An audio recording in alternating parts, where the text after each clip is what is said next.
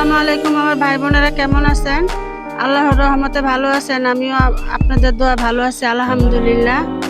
তা আমাদের পাশেই আমার ভাইয়ের বাসা পাশে আমার চাচার বাসা, ছোট চাচার বাসা। তো সকালবেলা ছাগল দুটা হয়েছে। তো দেখেন, আমিও আমার চাচার সুদ্ধা ভিডিও করে নিলাম একটু আপনাদের দেখানোর জন্য। তো কিরকম হলো জানাবেন। এটা আমার চাচা, ছোট চাচা। তা আমাদের বাড়ির সাথেই বাড়ি ওদের। এই যে বাচ্চা দুটো কি সুন্দর বাচ্চা হয়েছে, একদম দেখতে মন চায় শুধু। তা আপনাদের সাথে একটু ভিডিওটা শেয়ার করে নিলাম। তো ভালো লাগলে লাইক শেয়ার দিবেন।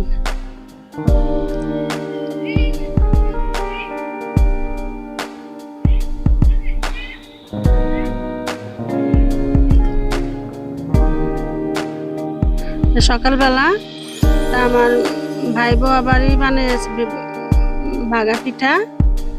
তো কিভাবে ভাগা পিঠা বানায় দেখেন। এই প্রেসার কুকারে বানাইতেছে, যে আমি এরকম দেখিনি কোনো সময়, হঠাৎ করে দেখলাম। তে আপনারাও দেখুন, পিঠাগুলো অনেক সুন্দর হয়েছে। এই তেলের ঠুস দিয়ে পিঠা বানায় আমি জীবনের প্রথম দেখলাম প্রেসার কুকারে।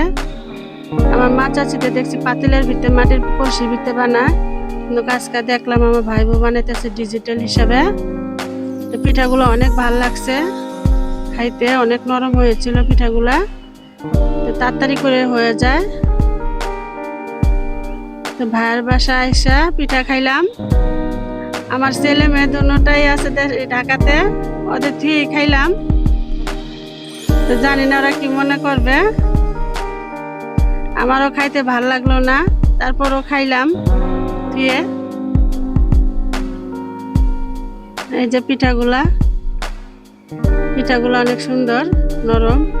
তো আবার দুপুরবেলা আসছে মুড়ি বেছে, ঝালমুড়ি বেছে ফেরি করে ভাঙ্গারি টাঙ্গারি দিয়ে দেয় লোহা। গানটা অনেক সুন্দর ছিল, গানটা শোনাইতে পারি নাই। আমার চাচি অনেকগুলা ভাঙ্গারি দিল। তো এই যে অনেক গান বাজনা করে ঝালমুড়ি বেছে। তো আমার চাচি অনেকগুলা ভাঙ্গারি দিয়েছে। জিরা মশলা নিবে, জিরা মশলাও বিক্রি করে, বুট চানাচুর এগুলো বিক্রি করে, ঝালমুড়িও বিক্রি করে। তা আপনাদের দেখানোর জন্য আমি একটু ভিডিও শুট করে নিলাম।